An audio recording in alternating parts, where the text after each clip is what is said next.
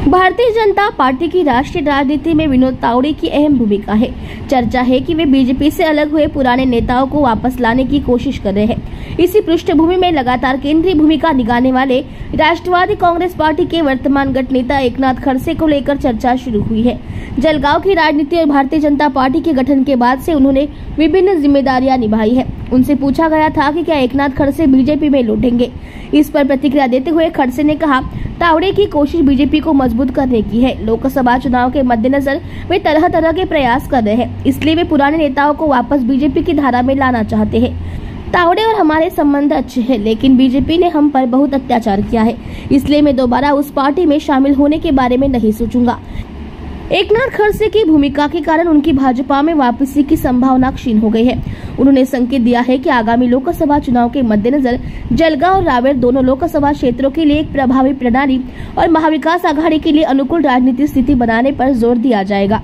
नाही, कसं आहे की पक्षामध्ये थांबलो असतो पेक्षा मला राजीनामा द्यायला लावला, तो मूळ प्रमाणे एक षडयंत्र रचून मला माझा राजीनामा घेतला।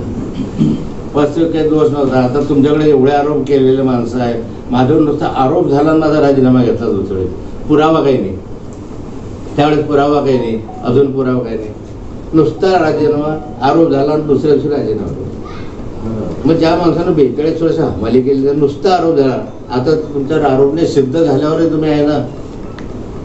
मग माझं म्हणणं असं आहे त्या ठिकाणी की त्यानंतर जी मला वागणूक दिली ती अत्यंत अपमानास्पद, कोर कमिटीतून काढून देणं, न बोलवणं, दिल्लीच्या कोर कमिटीतून काढून, दिल्लीला होतं निवड समितीत होतं तिथून काढून टाकणं, माझ्याविषयीचं काहीतरी वातावरण बिघडवण्यासाठी हिला पकड, तिला पकड, त्याला पकड, ह्याला पकड, मग काहीतरी वेगवेगळे दाऊदच्या बायकोशी संबंध, ह्याच्याशी संबंध, त्याच्याशी संबंध, लोकायुक्ताकडे जा, कोणी तुझ्या पियेनं पैसे खाल्ले, मग तुझ्या ह्यानं खाल्ले, कशासाठी एवढी बदनामी करतो? तथ्य निघालं का काही नाही। मग त्यामुळे मी वारंवार माझ्या भाषणातून हे सांगत होतो। अगदी माझं जर भाषण तुम्ही परळीचं ऐकलं असेल 1 वर्ष आधीचं, तर म्हटलं तुम्ही मला ढकलता आहात, माझी इच्छा पक्ष सोडायची नाही, पण तुम्ही मला ढकलता आहात। आम्ही कार्यकर्त्यांना तुम्ही माझा भरोसा धरू नका, हे माझे शब्द आहे। आणि त्याच्यानंतर 1 वर्षाने मी पक्ष सोडला।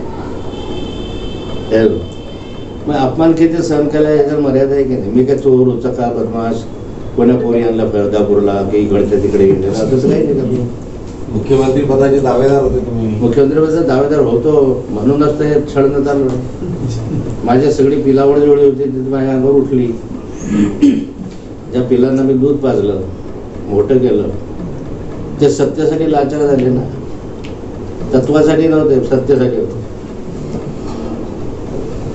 मग मी काही स्वतःहून कधीच पक्ष सोडला नाही। वारंवार करते ही जी तुम्ही शब्द फिरावर तुमच्या अंगावर होती